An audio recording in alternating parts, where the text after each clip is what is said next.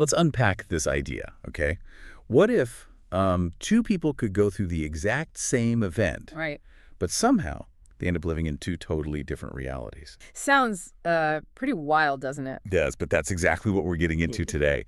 This deep dive is all about this, well, fascinating idea that our inner attitude, our perspective, maybe even just how aware we are, Yeah. might actually actively influence not just how we see things, but how they actually, like, unfold. It's a really profound concept. And what's amazing is how you see echoes of it in very different places. Like where? We're going to explore some deep connections between ancient Jewish wisdom think Kabbalah, the mystical side, and Chassidus, which is sort of about living that mysticism. Okay. And maybe surprisingly, modern quantum physics.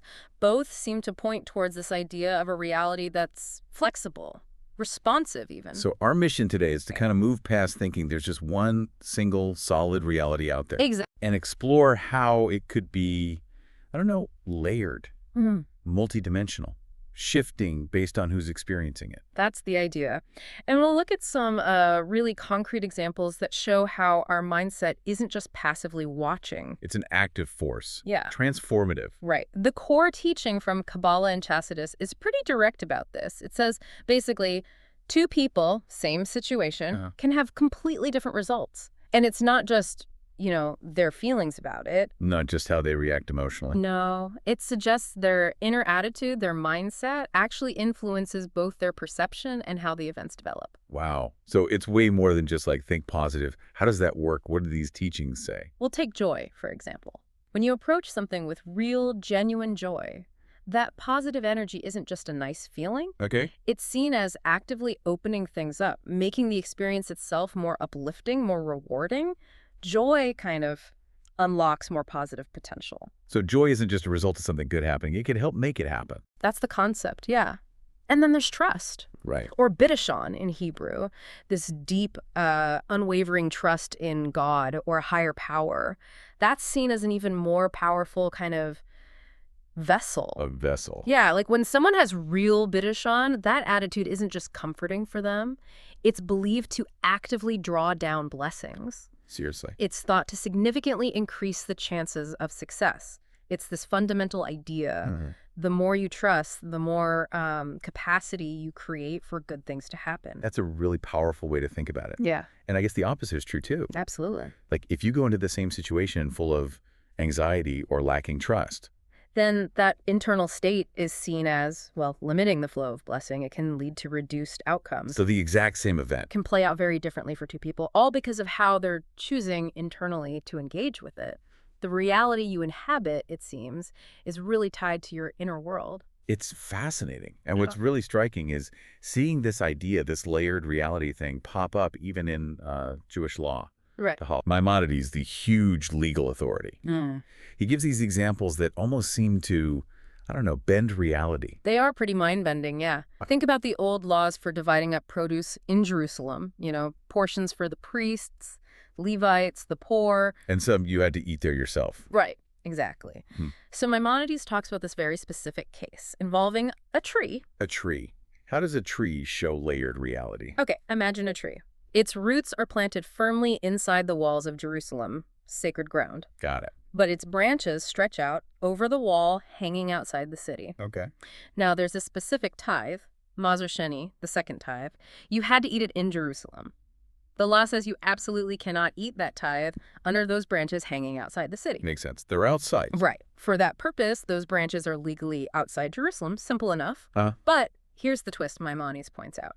If you take some other produce, something that's been sanctified, holy, and you put it under those exact same branches, it is then considered to have entered Jerusalem, and it can't be redeemed anymore. Wait, the same branches. The exact same branches in the exact same spot. So for the purpose of eating the tithe, they're outside, but for the purpose of bringing in sanctified items, they're inside. Simultaneously. Simultaneously.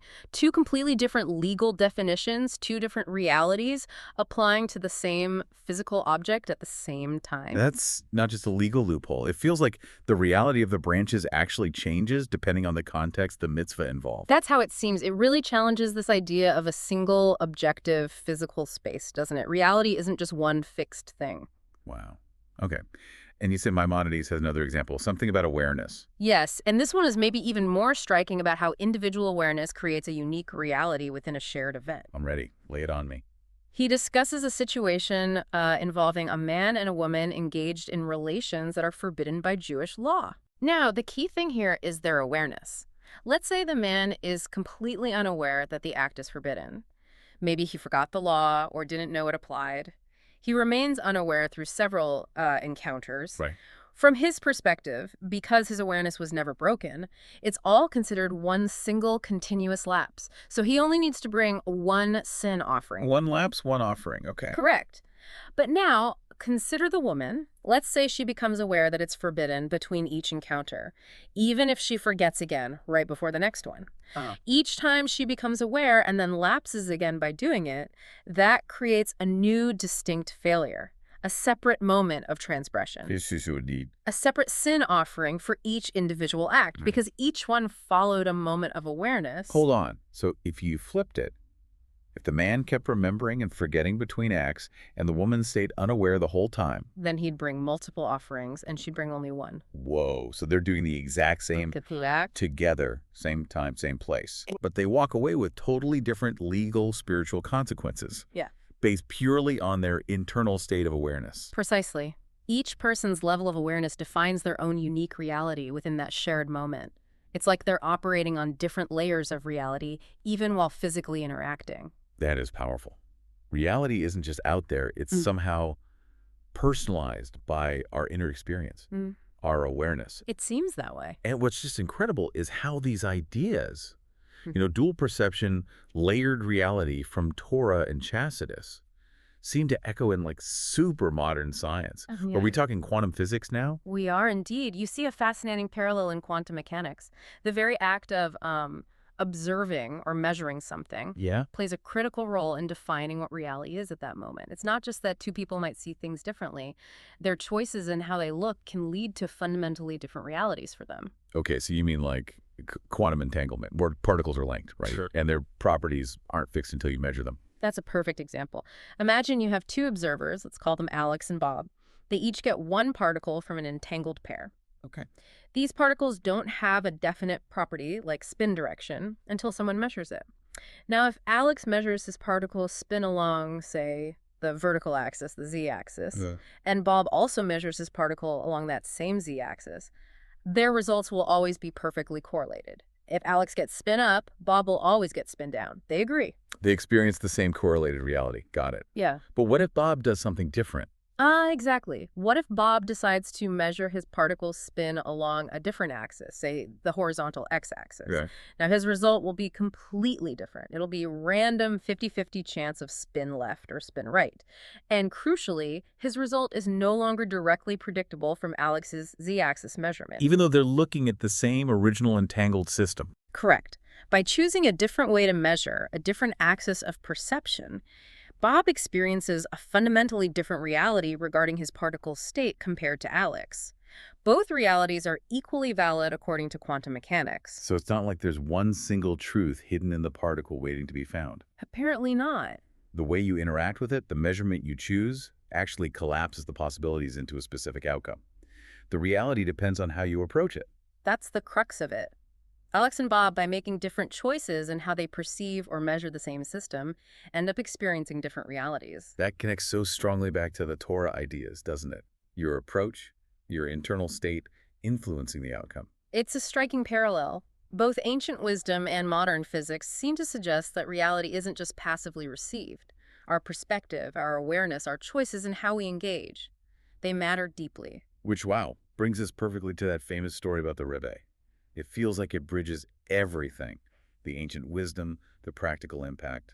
It really does. It's such a clear illustration of how perspective and trust aren't just about feeling better, but about potentially changing the situation itself. So the story, as many know it, goes like this. Mm-hmm. A man comes to the Rebbe, very worried. His father, back in Israel, is sick. Mm-hmm. The common difficult situation. And the Rebbe's advice is incredibly simple, almost terse. He just says, Trach gut, wird sein gut, think good, and it will be good. And this happens on a Thursday. Right. Short, powerful guidance. Then fast forward to Sunday, the Rebbe sees the man after prayers and asks, so how's your father? And the man's response? He says, thank Yadi. They told me from Israel he started getting better last Thursday. The same day he spoke to the Rebbe. Exactly. And then the Rebbe asks this crucial follow-up question. He asks, and when did you start to really trust in God? With true bidashon, that your father would get better. Connecting the inner state to the outer event. Yes. And the man thinks, and he says, on Thursday, right after he'd spoken to the Rebbe. And the Rebbe basically points out, this isn't a coincidence. The moment the man genuinely shifted his internal state, increased his trust. That act of bitachon? That's when the channels for blessing opened, and the father's recovery actually began. The inner change seemed to trigger the outer change. It's an incredible story. It really emphasizes that your outlook, joy, trust, awareness, it isn't just, mental gymnastics. Right, not just positive thinking as a coping mechanism. No, it's presented as a lived state, something that transforms your inner world, yes, but potentially shapes the external reality, too. These aren't just psychological tools. They're seen as active forces. Active forces, echoing both the ancient mystical teachings and, in a strange way, some implications of modern science. Exactly. The way you choose to engage, your internal disposition, it's not trivial. It seems to be part of the fabric of reality itself. So if we circle all the way back, we've explored this really mind-bending idea. Definitely mind-bending. That our internal world, our perspective, how aware we are, the choices we make inside, isn't separate from the outside world. It's deeply interconnected. It actively influences the reality we experience. It really challenges that default assumption that reality is just fixed, objective, and happens to us. Yeah. It suggests we're more like active participants in creating our reality moment by moment. Which leads to a pretty provocative thought to leave everyone with, doesn't it? It really does. If your inner choices, your perspective, your level of trust or joy, if they can literally sculpt what you perceive and maybe even what happens around you, what does that mean for your daily life? How might the way you're choosing to see things, the attitude you're bringing, how might that be actively shaping the reality you're living in right now? It's a profound thing to consider, the power of your own perspective. Definitely something to think about as you go about your day.